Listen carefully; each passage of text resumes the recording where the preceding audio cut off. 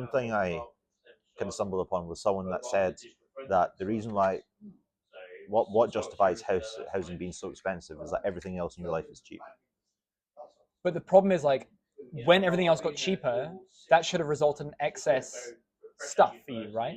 But it does, doesn't it? So there's a really, really interesting Rory Sutherland point I've been engaging with recently, which is essentially his argument is that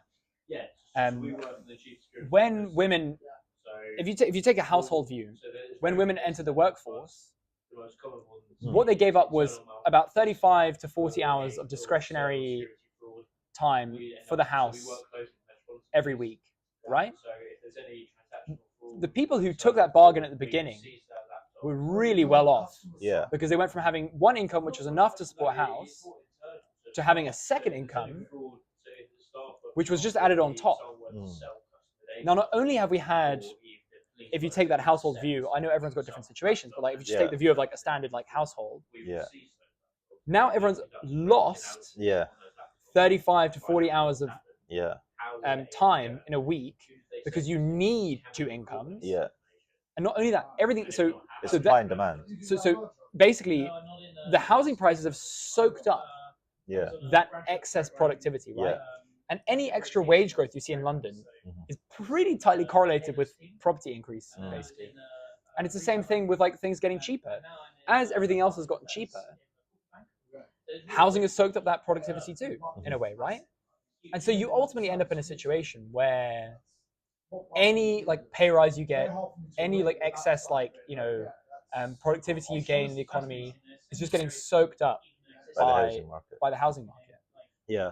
And again, a really funny point Rory Sutherland makes is like he says, okay, like the fact that housing as a place to live is tied to this investment, i.e. the land underneath, which is in constrained supply, is basically like saying if you want to drive a car, in order to drive this Ford, whatever that you bought, you have to put $100,000 into Ford Motor Company shares in order to drive this car. It's ludicrous. So you have to separate the two out. Yeah, it is fascinating. Imagine like there was a new government bill where they basically said, right, we're going to give every single person $100,000 in order to put deposits in houses. All the house prices will go up 100%. Go up $100,000, by $100,000. And this is the thing, like every time you hear a government scheme, up until now, at least rhetorically, to help people like deal with this problem, it's always been on the supply side. It's always been saying, let's give younger people the capacity to do a 1% deposit instead of 10%, which is just going to drive prices. So then really what we're saying is the only solution to solve this is actually to increase the supply of houses. Drastically. The problem is, one, I think this country, like 40% of people own houses, and a lot of them have their like net worth tied up, a huge portion of net worth tied up in housing, including both of us, by the way, huge part of our net worth. Second, and I actually think this is the bigger consideration. It's not just the voters, but like I was running this like mental experiment today. Let's say there's like roughly $1 trillion worth of housing, £1 trillion worth of housing in the UK. The average loan to value on that property, i.e. the amount of like equity to debt ratio, is probably around 40-50%. I have LTV of like 90, let's say, because I only have 10% deposit.